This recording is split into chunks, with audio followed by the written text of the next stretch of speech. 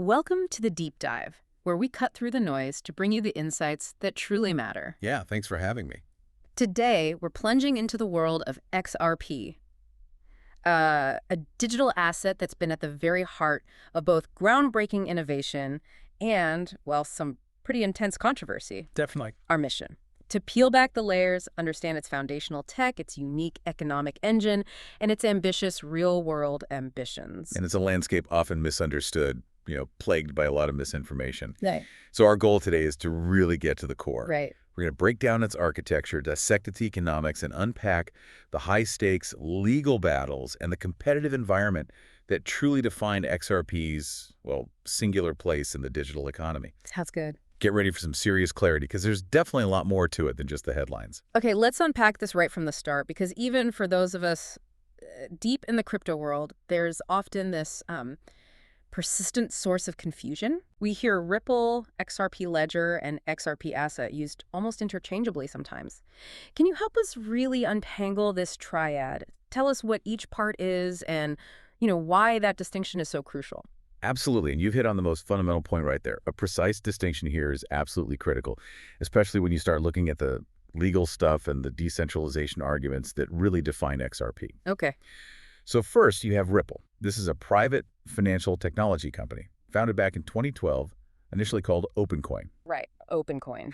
Their business model is focused on building enterprise-grade solutions for financial institutions. Think cross-border payments, services that provide instant crypto liquidity. Now, they leverage the XRP Ledger and XRP in their products. Okay. But here's the key thing. Ripple does not own or control the underlying open-source XRP Ledger itself. They're a separate for-profit entity. They contribute to its development, sure, and they run a minority of its validator nodes, but they don't own the ledger. So Ripple is the company, essentially a software provider. Yeah. And they're a user of the technology, not its owner. That's a common misconception, I think. Precisely. Yeah, exactly. Then we have the XRP Ledger, or XRPL. This is the actual decentralized, open-source, public blockchain. Mm-hmm. What's fascinating is that it actually launched before the company Ripple, also in 2012. Its original founders built it because they saw limitations in Bitcoin, particularly around, speed and scalability for actual payments. Right. And it's maintained by a truly global community engineers, server operators, businesses, individual users. Anyone, really anywhere, can run a node. Okay, so that's the network, and then the asset itself, the XRP token, which is what most people probably know from exchanges and price charts. Exactly. XRP is simply the native digital asset of that XRP ledger. It was created at the same time as the ledger, specifically to function as a high-speed, low-cost medium of exchange, often called a bridge currency, for global payment. A bridge currency, right. Its existence, fundamentally, is independent of the company Ripple, even though, yes, Ripple does use it extensively in its products, like ODL.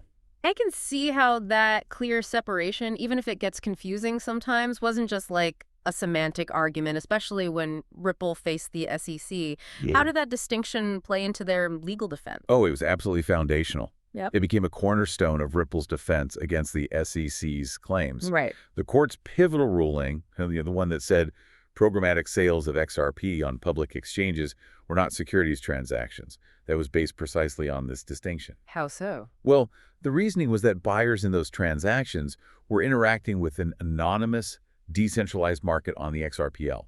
They weren't directly buying from or contracting with Ripple. Ah, okay. So this direct link between the XRPL's architectural decentralization and the legal outcome was honestly truly illuminating for the entire crypto space. Yeah, that makes sense. Okay, now let's get into the engine room. How does the XRP Ledger actually work under the hood? What gives it those unique characteristics like speed and low cost that we always hear about? Well, its performance comes directly from its unique architecture. It was a deliberate departure from, say, proof of work like Bitcoin, or even proof of stake like many newer chains. Okay. The XRPL uses what's called the Ripple Protocol Consensus Algorithm, or RPCA. Instead of mining, you have these independent servers called validators that agree on transaction order and validity. How do they agree? They collect transactions into proposed ledgers, compare them with a trusted subset of other validators that's known as their unique node list, or UNL, and then they reach a supermajority, at least 80% consensus. Ah, a UNL? Right. And this whole process is incredibly fast and really energy efficient, because you're essentially replacing energy-intensive mining with direct digital communication between these known validators. That speed is definitely a selling point.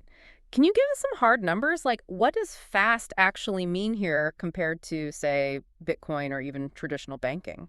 Great question. Yeah, the XRPL's architecture is explicitly designed for enterprise and financial applications, Yeah. and the numbers really bear that out. Transaction settlement achieves finality in like 3 to 5 seconds. 3 to 5 seconds. Wow. Yeah, think about that. That's a stark contrast to the minutes or even hours you might wait for Bitcoin confirmation or the days you'd endure with traditional SWIFT transfers. Days. Yeah. And in terms of scalability, it consistently processes around 1,500 transactions per second, TPS. Yeah. And it has theoretical scalability up to tens of thousands through off-ledger solutions like payment channels. Okay, 1,500 TPS baseline is pretty solid. And the cost? The cost, negligible, around 0.000001 XRP per transaction. That's a tiny fraction of a US cent.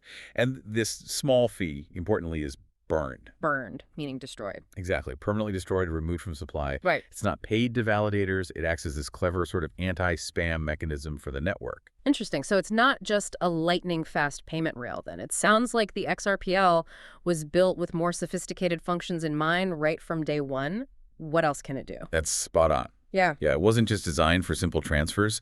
From its inception, the XRPL included advanced features. For instance, it has a fully functional on-ledger decentralized exchange, a DX. A built-in DX since 2012. Yep, been operational since 2012. This allows for direct trading of any token issued on the ledger, right there on the base layer. And speaking of tokens, it has built-in capabilities for issuing custom assets. Historically, they were called issued currencies, or IOUs. Yeah. This means anyone can create, issue, and manage tokens representing pretty much anything. Stablecoins, securities, loyalty points, even NFTs now. Okay, so we've got the tech, fast, cheap, versatile. Now, what about the XRP asset itself? How is its supply managed? And, what are the economic implications for, say, someone listening who might be watching its price or considering its future? Right, the tokenomics. XRP's economic model is fundamentally different from what you see with inflationary mineable cryptocurrencies like Bitcoin. How so? Well, XRP has a fixed pre-mined supply. There's a very unique corporate distribution model, and that built-in deflationary mechanism we just talked about, the burn. Okay, break that down. Pre-mine. Yeah. At the XRPL's creation in 2012, all 100 billion XRP were instantly created. That's it. That maximum supply is immutable. No more XRP will ever be created. 100 billion, all at once. All at once. This pre-mine is a core difference from Bitcoin, which generates new tokens over time through mining. Now, a highly contentious point, of course, is that initial allocation. Yeah, where did it all go? 20 billion, or 20%, went to the founding team. And the remaining 80 billion, a full 80%, was gifted to the private company they formed, OpenCoin, which, later became Ripple. 80% to the company. 80%. This concentrated initial distribution is understandably a primary source of the centralization critiques we'll definitely get into later. Yeah, that massive initial holding by Ripple, that's certainly been a point of contention and concern for the market over the years. How did Ripple respond to that? How do they manage that enormous supply now? It's a huge amount, and yeah, they knew it was a concern. So back in December 2017, in a move to address market anxieties about potential dumping, Ripple placed 55 billion of its XRP holdings into cryptographically secured on-ledger escrow accounts. Escrow, okay. How does that work? The system is programmed to release a maximum of 1 billion XRP on the first day of each month. But here's the catch. Any unsold or unused portion at the end of the month gets returned to a new escrow account. Ah, so it's not necessarily a billion hitting the market each month. Not necessarily. And this return mechanism effectively extends the release timeline far beyond the initial 55 months.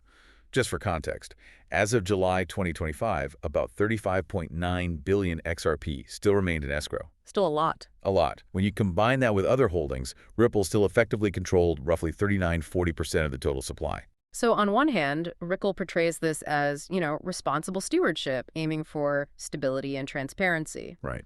But on the other, critics view this as pretty strong evidence of centralized control, almost a backwards tokenomics model, as some call it. I remember Caitlin Long, for example, likening it to a perpetual exit scam risk. What's the core tension there? You've nailed it. That's exactly the tension. Ripple argues this structured release prevents market shocks and offers predictability. Makes sense from their perspective. Sure. But for critics, it's the ultimate proof of concentration. The core tension is this. For traditional institutions, the idea of a single company holding such a large percentage of an asset raises questions about potential counterparty risk or manipulation, regardless of the stated intentions. Right. Banks don't like that kind of risk. Exactly. And for the decentralized purists in the crypto space, it's just antithetical of the very spirit of crypto. It's a deeply philosophical divide, really. Makes sense. Beyond this monthly escrow release, is there anything else that's actually reducing the total supply of XRP over time? You mentioned the burn earlier. Yes, exactly, the burn. It's a unique and often overlooked deflationary feature. Every single transaction on the XRP Ledger burns that tiny fee. And it's gone forever. Gone forever, irrevocably destroyed, removed from the total supply. As of mid-2025, over 10 million XRP have already been permanently burned this way. 10 million. Okay. And this creates a direct link between network utility and asset scarcity. The more the network is used, the faster XRP is burned, which, theoretically at least, increases its scarcity over the very long term. That's a fascinating mechanism. So when we think about XRP's valuation, it seems crucial to differentiate between the XRP that's actually out there trading the circulating supply and the total potential supply, given Ripple's massive holdings in escrow. Exactly. It's an absolutely essential distinction. Circulating supply refers to the tokens publicly available and actively trading that was around 59 billion XRP as of early 2025. This is the number typically used for market cap calculations. Okay. The total supply is that initial 100 billion minus whatever XRP has been burned so far. Right. The significant gap between circulating and total supply, primarily because of Ripple's 40 billion plus XRP in escrow and reserves, creates this constant potential for supply-side pressure. Meaning, for the asset's price to grow sustainably, demand has to consistently increase enough to absorb not only regular market selling, but also that potential 1 billion XRP released monthly from escrow. Got it. That context is important. It really is. It's why you sometimes hear these frankly outlandish arguments suggesting XRP could reach astronomical prices like $1,000 or something. Yeah, the moo math. Exactly, Right. which would imply a market cap of like $58 trillion. While exciting for some holders maybe, it really highlights how the tokenomics structure makes such figures, well, highly improbable for any single digital asset in the foreseeable future. Right. Okay, let's shift gears to the original big vision for XRP, revolutionizing cross-border payments. Can you walk us through how it's supposed to work as that bridge currency and why that's potentially such a powerful idea for global finance? Sure, the fundamental utility of XRP, the core idea, is to act as an intermediary, a bridge, to facilitate efficient exchange between two different fiat currencies, especially in situations where direct liquidity between those two currencies is scarce or expensive. Okay, the corridor problem. Exactly. To understand why this matters, think about the traditional international payment system, which is largely dominated by SWIFT. It relies on this labyrinth of complex correspondent banking relationships. Banks have to pre-fund accounts, those Nostro or Vostro accounts we mentioned all over the globe. This ties up vast amounts of capital that could be used elsewhere. Right, dead capital. Dead capital. Plus, payments typically go through multiple intermediary banks, each taking a fee and adding to the overall time, sometimes days. So essentially, XRP just cuts through all that complexity and cost. Is that the idea? Precisely. It bypasses that entire maze. Instead of juggling multiple banks and pre-funded accounts, a financial institution using XRP as a bridge simply converts its local currency into XRP, Okay. transmits that XRP across the XRPL in that swift 3 to 5 seconds. Right. And then the XRP is immediately converted to the target currency at the destination for payout. This single direct flow eliminates numerous intermediaries and crucially removes the need for those capital-intensive pre-funded Nostro accounts. And how does Ripple actually put this into practice with its enterprise clients? What's the product? That's where on-demand liquidity, or ODL, comes in. ODL is Ripple's commercial software solution that directly utilizes XRP as that bridge asset. Okay, ODL uses XRP. Yes. Here's how it works mechanically. Yeah. A financial institution initiates a payment. Their local currency is instantly converted into XRP via a connected digital asset exchange. That XRP then travels over the XRPL in seconds and is immediately converted to the target fiat currency at a partner exchange for final payout. Seamless, ideally. That's the goal. Yeah. The benefits for enterprises are pretty clear. You get near real-time settlement, which is a dramatic improvement over the multi-day delays of traditional banking. Huge difference. Huge. There's significant cost reduction because you're cutting out multiple intermediary bank fees and reducing foreign exchange spreads. But perhaps the most profound benefit, arguably, is that capital efficiency. Freeing up the Nostro accounts. Exactly. ODL frees up potentially vast amounts of capital that would otherwise be just sitting there, tied up in those pre-funded accounts. Banks can then deploy that capital into other business operations like lending or investment. That's a big deal. That capital efficiency point is critical. It makes perfect business sense on paper. Now, you mentioned something crucial earlier. Ripple also has another product, Xcurrent, that doesn't require XRP. How does that complicate the picture for XRP's value proposition? It's a vital nuance, yeah, and it's exactly why Ripple's business success doesn't automatically equal XRP's price success. Xcurrent is another software solution that Ripple offers to financial institutions, mainly for faster communication and messaging around payments, and it explicitly doesn't require the use of XRP. So a bank could be a Ripple client but not use XRP at all. Absolutely. So while Ripple might be gaining adoption and signing partnerships, you really need to look specifically at the adoption of ODL to determine if that success is translating into direct demand for the XRP token itself. Got it. Track ODL volume, not just Ripple headlines. Precisely. You can't just track Ripple's partnerships. You have to track which product they're deploying. All right, let's put it on the grand stage then. How does XRP, with this ODL approach, stack up against SWIFT, the long-standing Goliath of international payments? Yeah, the comparison reveals incredibly stark differences. It's almost a night and day scenario in some ways. Like what? Well, for speed, SWIFT typically takes 2 to 5 business days for settlement. XRP on the XRPL settles in 3 to 5 seconds. Business days versus seconds. Okay. Yeah. In terms of cost, SWIFT transfers are expensive and often opaque, ranging anywhere from $10 to over $50 per transaction, plus those often hidden FX markups. Right. XRP transaction costs, as we said, are a minute fraction of a US cent, 0.000 something. Basically free in comparison. Pretty much. Yeah. And when it comes to transparency and error rate, SWIFT's complexity means there's an estimated 5% error rate on messages, and tracking payments can be incredibly difficult, frustrating. Yeah. Anyone who's waited for a wire knows that. Exactly. XRPL transactions, however, are fully transparent on the public ledger, instantly traceable, and atomic, meaning they either succeed completely or they fail immediately, with no funds getting lost in transit. Just a radically different model for moving value. While cross-border payments are clearly XRP's bread and butter, its long-term viability probably has to hinge on broader applications, right? What's happening in areas like decentralized finance, DeFi, on the XRP Ledger? Has it caught up? You're absolutely right. That's a key question for its future. Historically, the XRPL was criticized, fairly, I think, for lacking the full smart contract capabilities that really fueled the DeFi boom on networks like Ethereum. Right. It wasn't really built for complex dApps initially. Not in the same way, but there's been a significant strategic pivot recently that's truly changed this narrative.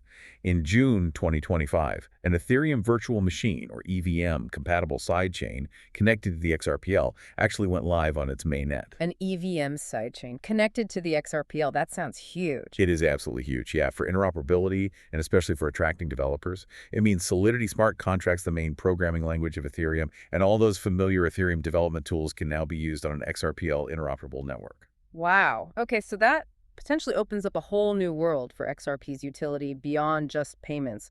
What does it mean for the token itself? It really does. This sidechain creates brand new utility for XRP. Its XRP now serves as the native gas token needed to pay for transactions on this EVM sidechain. Ah, so new demand for XRP is gas. Exactly. That's a new source of demand, completely decoupled from Ripple's ODL payment products. Plus, it cleverly insulates the core XRP ledger from the heavy computational loads that complex smart contracts can create. Right. Keeps the mainnet fast for payments. Exactly. It allows the mainnet to maintain its high performance for its core function. So this move simultaneously addresses both potential regulatory concentration risk by fostering a separate ecosystem and those persistent critiques about a lack of a grassroots developer community around XRP. So where does XRPL DeFi stand now? Is it taking off? Well, it's still nascent, definitely early days, but it's growing. Yeah. Beyond the sidechain, the main ledger itself now has native automated market maker, AM, functionality built in. Native AMMs, like Uniswap-style pools. Kinda, yeah. Built right into the ledger, complementing its existing order book DX. So you're seeing projects emerge for lending, borrowing, and more advanced trading directly on the XRPL ecosystem, both mainnet and sidechain. Okay, interesting developments there. Beyond DeFi, another massive trend everyone's talking about is real-world asset, or RWA tokenization. Yeah. Putting traditional assets like real estate or bonds onto a blockchain. How is the XRP Ledger positioned for that? Asset tokenization is widely seen as a major future growth vector for blockchain. Absolutely. And the XRPL is in fact kind of uniquely positioned for institutional-grade tokenization, precisely because of its native architecture. Why uniquely? Think about it. Its performance, that speed, low cost, high scalability combined with its built-in DX, and crucially, its native compliance features. These are things institutions need. Compliance features. Like what? Features like authorized trust lines, which allow issuers to control who can hold their tokens, essentially allow listing. There's a freeze function for suspending trading of an asset if necessary, maybe for regulatory reasons. And even a clawback function for reclaiming tokens in specific cases, like error or if they end up in sanctioned accounts. Okay, those sound very useful for regulated assets. Exactly. They're ideal for regulated environments. And this is moving well beyond theory now. Yeah. Ripple itself has strategically invested in tokenized U.S. Treasury bills issued on the XRPL by platforms like OpenEden. They bought tokenized T-bills on their own ledger. Yep. Asset managers are actively exploring tokenized money market funds Yeah. on XRPL. And you're seeing other assets being explored too, like property titles for fractional ownership, carbon credits, supply chain inventory tracking, even loyalty points programs. Lots of potential. And finally, looking to the very future of money. Central Bank Digital Currencies, or CBDCs, are a huge topic globally. What role is Ripple playing in that whole space? Yeah, with over 90% of central banks worldwide now exploring CBDCs in some form, Ripple has been incredibly strategic in positioning itself as a key technology provider. How so? Well, in May 2023, they launched the Ripple CBDC platform. This is basically an end-to-end solution designed for central banks to mint, manage, transact, and destroy their own national digital currencies. Okay, so they built a separate platform for this. It's not the public XRPL. Correct. An important distinction here. This platform is not the public XRP Ledger. It's a distinct offering that uses a private ledger built upon the same core XRPL technology. This gives central banks the full control and privacy they obviously require. Makes sense. Are they getting traction? Any central banks actually using it? They are. Ripple has already secured significant collaborations. They're piloting a national stablecoin with the Republic of Palau, piloting high-value payments with the Central Bank of Colombia, and they're actively working with other nations like Bhutan, Hong Kong, and Georgia. They're even doing research on CBDC interoperability with the Bank for International Settlements, the BIS. Wow, they're really leaning into that. So how does all this CBDC work factor into XRP's future? Could it diminish the need for XRP if central banks create their own digital currencies? Or could XRP become even more important? This is a fascinating double-edged sword, really. On one hand, in a future world potentially filled with multiple CBDCs from different countries, XRP could indeed evolve into a neutral reserve asset. A neutral bridge between CBDCs. Exactly. For instant settlement between those sovereign digital currencies, especially if direct liquidity between specific CBDC pairs is insufficient or politically tricky. Think of it as like a universal translator or settlement layer for digital money. Okay, that's the bull case. What's the risk? The risk is real. If central banks manage to develop highly liquid, direct interoperability mechanisms between their own CBDCs, maybe through projects like the BIS is working on, the need for an external third-party bridge asset like XRP could diminish significantly. So they could just bypass XRP entirely. Potentially. So XRP's future value in this context really hinges on whether it becomes the indispensable settlement layer between these new forms of money, or if those new forms of money find efficient ways to directly interact and bypass it. It's a major strategic question. We absolutely cannot talk about XRP without addressing its multi-year, really bruising legal battle with the U.S. Securities and Exchange Commission, the SEC. This was a monumental challenge that honestly threatened its very existence in the U.S. market. What was the core of the SEC's argument back then? Indeed, it sent shockwaves through the entire industry when it landed in December 2020. The SEC's central allegation was basically that Ripple had conducted a massive, unregistered securities offering by selling XRP since way back in 2013. They claimed that XRP itself was an investment contract under the famous Howey test. The Howey test, right. And then came the landmark ruling in July 2023. This was the moment everyone in crypto was waiting for. What was the judge's decision? It wasn't simple, was it? No, not at all. Judge Annalisa Torres delivered a remarkably nuanced, split decision. It was truly Solomon-like in some ways. On institutional sales, the court actually ruled in favor of the SEC. Oh, okay, so Ripple lost that part. They did. The court found that Ripple's direct sales of XRP to sophisticated institutional investors did constitute unregistered security sales. The reasoning was that these specific buyers had a reasonable expectation of profit derived directly from Ripple's efforts to build a network and increase XRP's value. Okay, so direct sales to institutions were securities. But that wasn't the whole story, was it? There was a huge win for Ripple and maybe the broader crypto market regarding the sales on exchanges. Far from the whole story, exactly. In what was seen as a major victory for Ripple, the court ruled that programmatic sales of XRP on public exchanges to retail buyers did not constitute securities transactions. And why not? What was the key difference? This was pivotal. The reasoning centered on the nature of the transaction. These were blind bid-ask transactions on exchanges where buyers didn't know they were purchasing from Ripple. Therefore, the court said they stood in the same shoes as a secondary market purchaser, lacking that direct expectation of profit specifically tied to Ripple's ongoing efforts in the same way the institutional buyers had. Fascinating distinction. And other distributions, like to employees. Right. Those, like employee compensation or ecosystem grants using XRP, were also ruled not a security, mainly because they didn't satisfy the investment of money part of the Howey test. So this lawsuit that really seemed poised to cripple XRP in the US, maybe even set a damaging precedent for other tokens, actually led to a surprisingly favorable outcome for Ripple in the end, didn't it? It created a new kind of precedent. Paradoxically, yes, it really did. Yeah. The litigation eventually concluded quite favorably for Ripple overall in August 2024. The court imposed a significantly lower civil monetary penalty, around $125 million. That was a stark contrast to the nearly $2 billion the SEC had initially been seeking. Wow, big difference. Huge. And crucially, the court rejected the SEC's request for disgorgement of profits, which would have been massive. The judge cited the SEC's failure to prove actual financial harm to investors from those programmatic sales. An injunction does prevent Ripple from doing similar unregistered institutional sales in the future. But the big win was on the exchange sales. Exactly. The real takeaway is that this established a pivotal, though jurisdiction-specific, precedent. A digital asset is not inherently a security.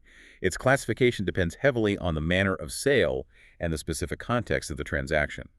This clarity through combat, as some called it, actually provided XRP with a firmer U.S. regulatory footing than many other digital assets still trapped in limbo. Clarity through combat. I like that. Okay, beyond the legal battles, XRP also faces this persistent, almost constant criticism regarding its decentralization. This seems to be a fundamental philosophical chasm with other crypto projects, especially those like Bitcoin, built on a more pure, trustless ethos. What's the core of that critique? Yeah, this debate is deep-rooted, honestly, going back to XRP's very origins in 2012. The arguments for centralization often begin with what critics sometimes call the original sin of the pre-mine. The 100 billion tokens created at once. Exactly. That 100% pre-mined allocation, with 80% going straight to a for-profit company, Ripple, and 20% to its creators, is seen by many as just antithetical to truly decentralized distribution. It created this massive concentration of supply and potential influence right from day one. Critics also point to Ripple's outsized influence, given their continued control over nearly 40% of the total supply through that escrow and their reserves, and also their historical role in publishing the default unique node list, the UNL, for validators. The list validators trust. Right. Someone like Caitlin Long, a vocal critic, sees this structure as backwards tokenomics and argues it creates that perpetual exit scam risk, where insiders could potentially dump tokens on retail investors. Others, like Justin Bonds, even argue that the consensus mechanism itself, while fast, is effectively a form of proof of authority, where Ripple's influence over the default UNLs means validators might lack independent economic incentives to always act honestly against Ripple's interests. Okay, that's a strong and persistent critique from some corners. What's the defense? What's the argument for its decentralization from Ripple and its proponents? The dissent really centers on a few key points, mainly emphasizing operational independence. Proponents, including Ripple's own CTO David Schwartz, consistently argue that Ripple, the company, cannot unilaterally alter the XRPL's code. They can't just fork the network or change the consensus rules on their own. Why not? Because any amendments to the protocol require sustained support from at least 80% of the independent validators over a 2-week period. Ripple can propose changes, but they need overwhelming community consensus for them to be adopted. Okay, so there's a governance mechanism. There is. They also highlight the diversity of the validator network itself. It's globally distributed and includes universities, major exchanges, other corporations, and individual operators.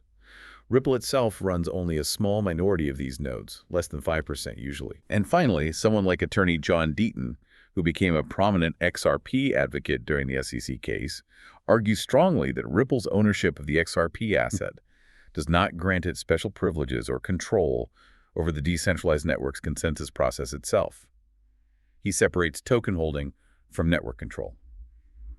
So it sounds like it's not just about the technical specs. It's almost about the fundamental creation story of the asset, isn't it? Bitcoin has its mysterious anonymous founder and this mining process that kind of builds trust from the ground up. The Immaculate Conception. Right. But XRP has a very public corporate genesis with known founders.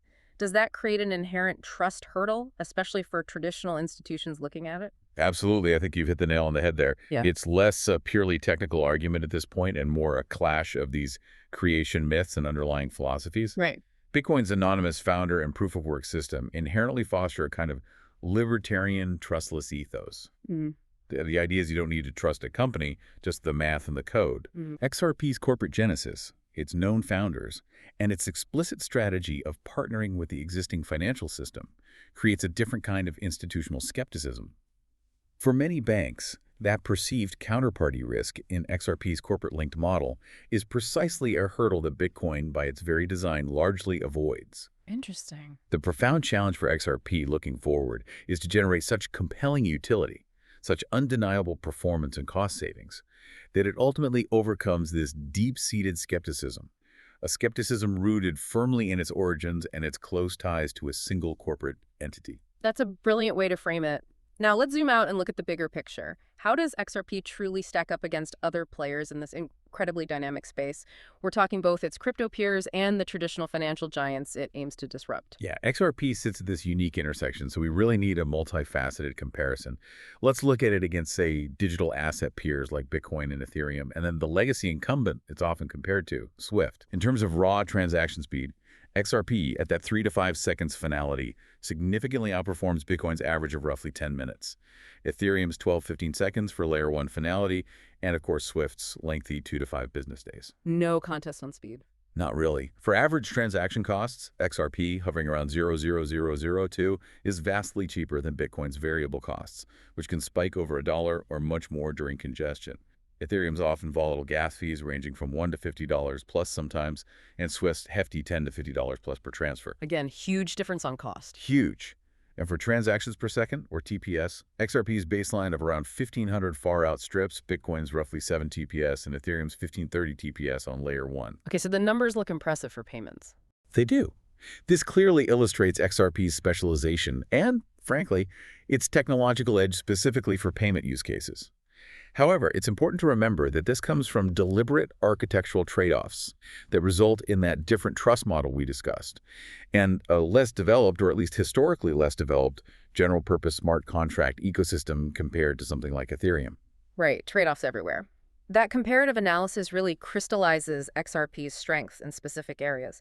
Let's try and formalize this with a classic SWOT analysis: strengths, weaknesses, opportunities, and threats. What does that structured framework tell us about XRP's strategic position right now?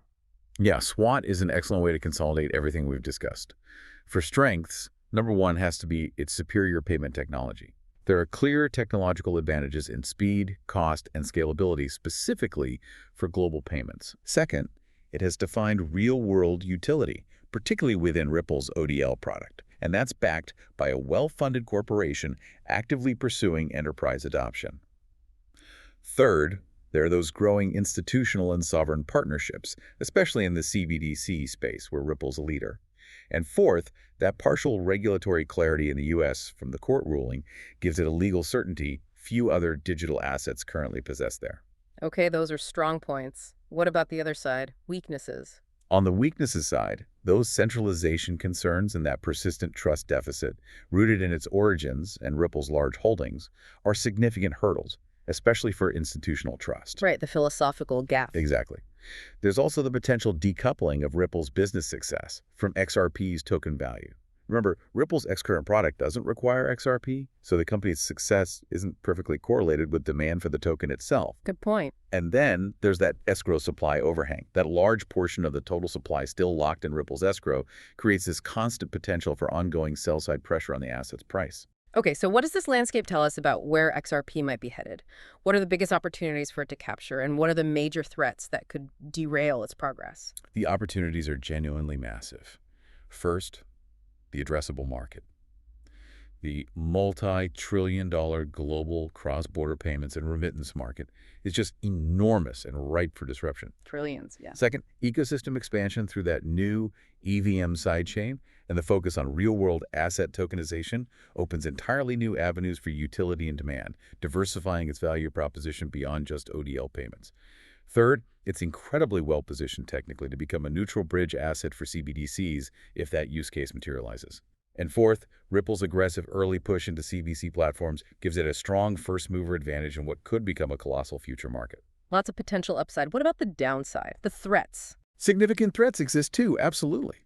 Competition is fierce and growing, not just from other payment-focused cryptos like Stellar, which share some lineage, or the ubiquitous stablecoins like USDC and USDT, but also from innovations within traditional systems, like Swift's own GPI initiative, which is trying to modernize legacy rails. Swift isn't standing still. Definitely not. There's also ongoing global regulatory risk. The U.S. clarity is great, but it doesn't automatically extend to Europe, Asia, or other key jurisdictions. Regulatory fragmentation is a real threat. Technological and security risks always exist, especially with reliance on cross-chain bridges for its EVM sidechain bridges are known potential weak points. And finally, that CBDC redundancy risk we talked about. Central banks might just successfully develop direct interoperability solutions for their CBDCs, effectively bypassing the need for XRP entirely. Okay, a complex picture. So after all this, drilling down through the tech, the tokenomics, the legal battles, the philosophy, what's the ultimate takeaway for you, the listener, as you try to understand this asset and its unique, sometimes really polarizing place in the digital world? Look, XRP is undoubtedly one of those compelling and, frankly, paradoxical assets in the digital economy today. Technologically, it offers superior speed, cost efficiency, and scalability specifically for global value transfer. And these aren't just theoretical claims. They're translating into tangible partnerships in payments, asset tokenization, and even CBDC pilots. Right, the tech works for its purpose. It does. And that partial SEC victory solidified its regulatory footing in the U.S., which is a luxury few other established cryptos currently have. But there's always a but with XRP, it seems. There is. However, these undeniable strengths are perpetually shadowed by its original sin, that pre-mined, corporate-driven genesis. It fundamentally contrasts with the decentralized, ground-up ethos of Bitcoin. And this creates a persistent trust deficit, particularly among institutions and developers who crave true, uncompromised decentralization. Yeah. So ultimately, XRP's path to truly mainstream, widespread adoption isn't primarily a technological challenge anymore. The tech largely delivers on its promises for payments. It's more a profound political, philosophical, and reputational challenge. Interesting. Its future success seems inextricably linked to Ripple's continued strategic execution, the broader community's ability to build a vibrant, truly independent ecosystem on the XRPL and its sidechains, and crucially, the evolution of a global regulatory framework that truly recognizes and accommodates its unique value proposition. For you, the curious learner, it remains a high-risk, high-potential asset, one that really forces us to question our own definitions of decentralization, utility, and value in this rapidly evolving new financial landscape. We've truly taken a deep dive today, haven't we? From the fundamental technology of the XRP Ledger and its unique tokenomics to its ambitious plans in cross-border payments, DeFi, and even central bank digital currencies. We've dissected its landmark legal battle and explored that ongoing, deep-seated debate about its centralized origins versus its claimed operational decentralization. It's a genuinely fascinating case study, isn't it? A digital asset trying to bridge the old financial world with the new. We've seen its undeniable technical prowess, its clever strategic positioning, but also those deep-seated philosophical hurdles it just continues to face year after year. Absolutely. So we leave you with this thought. Will XRP's undeniable technological utility, especially for payments, ultimately overcome the deep-seated ideological skepticism rooted in its corporate origins? Will that efficiency pave its way to becoming a cornerstone of the future financial system? Or will it remain forever a polarizing asset, perhaps successful in niches but ultimately constrained by the controversies of its past. What stands out to you about XRP's incredibly complex yet endlessly fascinating story? Thanks for joining us for this deep dive.